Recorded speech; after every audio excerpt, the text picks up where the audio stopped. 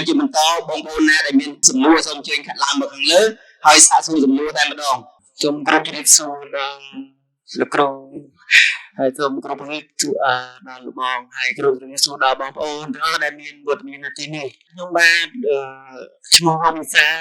មានសំណួរចង់សួរដល់លោកគ្រូដោយសារមួយរយៈពេលប្រហែលជា3ខែចុងក្រោយលោកគ្រូខ្ញុំមានបញ្ហាមួយគឺ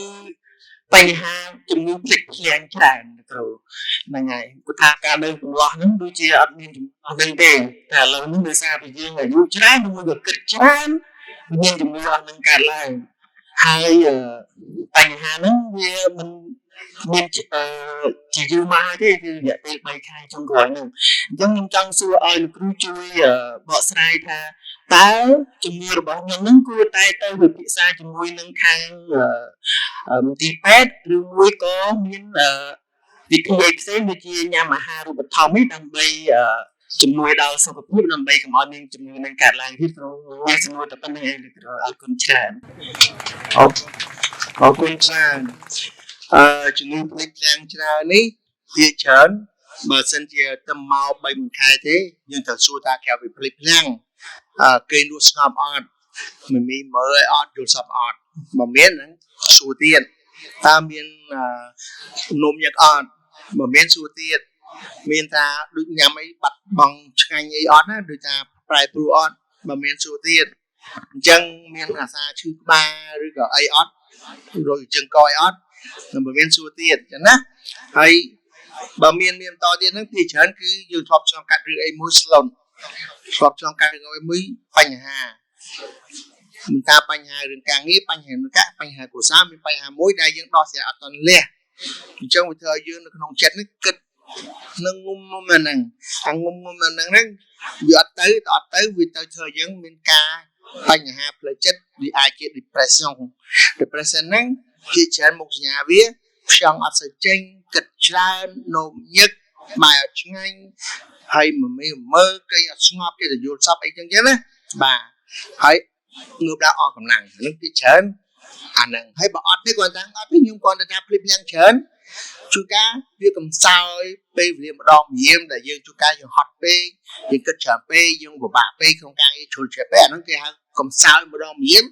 អាហ្នឹងយើងញ៉ាំពៅបានហើយបងប្អូនទាំងអស់នេះមិនចាំគាត់ញ៉ាំពៅទាំងអស់នេះញ៉ាំបានណាវីតាមីន B12 គាត់ណាបាទហើយនឹង B complex ហើយនឹង multivitamin 3ហ្នឹងណា B12 B complex ហើយនឹង multivitamin ញ៉ាំទាំង3យ៉ាងអត់អីទេពេលព្រឹក2គ្រាប់ទៅពេលបាយមុនបាយហើយពេលថ្ងៃ1គ្រាប់ទៅមុនបាយមួយណាក៏បានដែរណាហើយកុំភ្លេចញ៉ាំទឹកឲ្យបានមួយកែវពេញហើយបើញ៉ាំដំបូងគឺតែធ្វើទុកអីបាទធីងធងចោលរកអួតអីចឹងទៅតែទ្រាំតែ2-3អាទិត្យបាត់ហើយបន្ទាប់ពីបាត់ហើយយើងញ៉ាំទៅគឺកម្លាំងបានណាគេលក់ក៏ស្រួលទៀតហើយបើហ្នឹងបើយើងអត់មានបញ្ហាថ្លើមណាបាទតែជាទូទៅក្មេងៗចឹងយើងប្រហែលជាគ្មានបញ្ហាទេនៅស្រុកគេស្ទើរតែគ្រប់គ្នាគេញ៉ាំខ្ញុំញ៉ាំ30ឆ្នាំជាងហើយអត់ដែរអីទេចឹងណាហើយមកពីខ្ញុំញ៉ាំជើកំដងបើខ្ញុំចេះតែមានកម្លាំងហើយខ្ញុំមិនសូវបាក់ចិត្តទេហ្នឹងហើយហើយពិបាកចិត្តមិនដែរលើស5នាទីទេបើខឹងក៏មិនលើស5នាទីស្អប់ក៏មិនលើស5នាទីយើងទៅស្រួលអញ្ចឹងការព្យាបាលខ្ញុំវាខុសពីព្យាបាលនៅស្រុកខ្មែរគ្នាការរស់ស៊ីគ្នាទៅការព្យាបាលចំណាយពេលលឿនអញ្ចឹងណាដើម្បីគ្នាបានស្រួយហើយខ្ញុំគឺព្យាបាលដោយស្ធរខ្ញុំមានក្រុមហ៊ុនរបស់ខ្ញុំហើយខ្ញុំធ្វើលក្ខណៈមួយចំណងចេត hobby ណាអញ្ចឹងខ្ញុំព្យាបាលតាមលំអិតខ្ញុំចំណាយពេលរកកន្លះម៉ោងក៏មានតែសួរដេញដោអស់ហើយបើខ្ញុំឲ្យថ្នាំហើយដេញថ្នាំហើយខ្ញុំបញ្យល់ផឹកឲ្យតាមបានអញ្ចឹងអ្នកជំងឺខ្ញុំកម្រអត់ជាអញ្ចឹងវាចំណាយពេលច្រើនបានជំងឺតិចខ្ញុំវាហត់តែឥឡូវខ្ញុំប្រកាសថាខ្ញុំឈប់ទទួលអ្នកជំងឺផ្ទាល់ហើយតែខ្ញុំព្យាបាលអនឡាញបានដូចតែលោកគ្រូអេគាត់មានបញ្ហាគាត់ពិភាក្សាមកខ្ញុំអនឡាញមកគាត់ស្ដាប់ទៅខ្ញុំសួរដេញដោហើយខ្ញុំអាចទៅសេថ្នាំឲ្យគាត់អនឡាញអញ្ចឹងគាត់ទៅទិញបានអញ្ចឹងណាបាទអញ្ចឹងវារឿងផ្ទាល់ខ្លួនដែរអត់មានប៉ះពាល់នឹងសាធារណៈអីអូខេអរគុណច្រើនលោកគ្រូហ្នឹងហើយបាទអញ្ជើញបន្តបងប្អូនណាមានចំនួនបាទជើញឡើងមកបាទហ្នឹងហើយបងប្អូនណាផ្សេងមានសំណួរទៀតសូមត្រៀមលក្ខណៈហើយជាដំបងសូមក្រាប Ngoài buồn cung bỏng Thôi nâng lực rút Thôi xông cà rụt chùm nhịp xua bông ôn thằng ớt nè Ngày đi khi nhông xông sna xông lực hữu bình Ủa ấy để xa nhông nơi kà rẻ đi dụ quầy Hay nhông bầu bùa Miền cố hay sầm ra cố nơi bà tê kà rẻ Hay nhông sna xông ấy lực hữu Bà sân chi thế nghe nè Cô lực hữu miền thôn thiên khả lăng chiên nâng xông lực hữu Bằng hạt bằng riến nơi bê đài lực hữu bằng mình ti bê xông phốp lực hữu Ủa ấy nhông cơ tha Không tiết càng nghi xa có sang bà tê chiết cứ kê cứt Nơi bê đài không mình chùm nón khối Hay cho xua tha Bà sân chìa ក្នុងរង្វង់គ្រួសារមួយបែកបាក់គ្រួសារផិតក្បត់សហាយស្មុនប្តីមានស្រីមានប្រុសហិចហៅច្រើនតើកូននឹងតើអ្នកណាជាអ្នកទទួលខុសត្រូវជួយវាសនាគាត់អរគុណច្រើនអ្នកគ្រូអរគុណបាទទី1តេតងពីសង្គមអភិវឌ្ឍអក្សរកម្មណាបាទសង្គមដែលចេះដឹងសង្គមដែលចេះដឹងជាទូទៅមនុស្សប្រុសមនុស្សស្រីគឺ gender មិនតែស្មើគ្នាទេលើខ្វះនេះកំអីដែរតែគឺសង្គមស្រឡាញ់គ្នាឲ្យតម្លៃគ្នាបាទអញ្ចឹង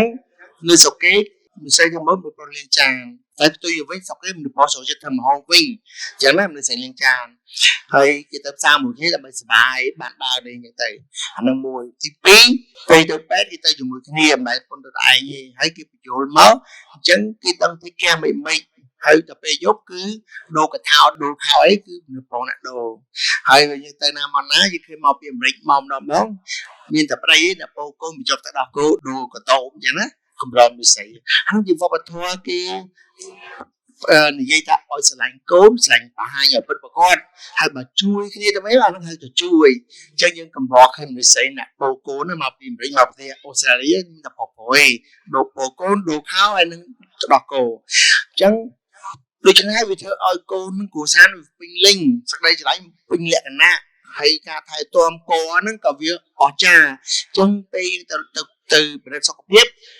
គេប្រាប់យើងហីចង់មានកូនយើងញ៉ាំថ្នាំ prenatal អាថ្នាំការពារហ្នឹង3ខែមុនអញ្ចឹងយើងទាំងអស់គ្នាមានកូនមានចៅហើយកូនមានកូនផ្សាយញ៉ាំ3ខែមុនបានកូនវាអត់ខ្វាក់ខ្វិនក៏ពិតជាពីគួរបិទជាមកកឆែបអីចឹងអញ្ចឹងទៅយើងអត់វិជ្ជមានមួយជីវិតញ៉ាំ3ខែហើយប្រាប់ថាញ៉ាំវាជឿទុកហើយដូចញ៉ាំវីតាមីនចឹងពីបេតិតតមតែបញ្ហាខ្លះគ្រូពេទ្យក៏អត់បញ្យល់ហើយអ្នកជំងឺពេទ្យផ្ទៃពោះគាត់ឆាប់បបងណាស្វកាអត់ធ្មត់អញ្ចឹងញ៉ាំទៅហើយពេលញ៉ាំហ្នឹងគេត្រូវតែពិនិត្យ3ខែម្ដង2ខែម្ដងចឹងទៅប្រហែលខែម្ដងតាមជាក់ស្ដែងណាហើយឆ្នាំល្បែងឆ្នាំស្អីផ្សេងទៀតតំណយចឹងទៅជើងកូននឹងការពារអស់ទៅកាត់មកទៅលើកស្រួលសុខភាពល្អហើយគេព្រាមពីបំបើដោះព្រាមអញ្ចឹងកូនអត់មានកាពះអត់មានឈឺពោះហាពោះចឹងអត់មានរ៉ាំរ៉ៃទាំងអស់អញ្ចឹងវាកក់ក្ដៅជីវិតក៏ស្រួលដេកក៏លក់ស្ងប់នឹងរឿងមួយទៀតគេឲ្យសិទ្ធគេហៅ human right សិទ្ធហ្នឹងគឺមានដូចប្រទេសខ្លះនិយាយពីសិទ្ធ gender ចឹងទៅយើងអភិវឌ្ឍ celebrate តែមួយថ្ងៃហ្នឹងអញ្ចឹងវាអត់ន័យអញ្ចឹងណាបាទអានោះវាត្រូវជាប្រចាំធម្មជាតិរបស់វា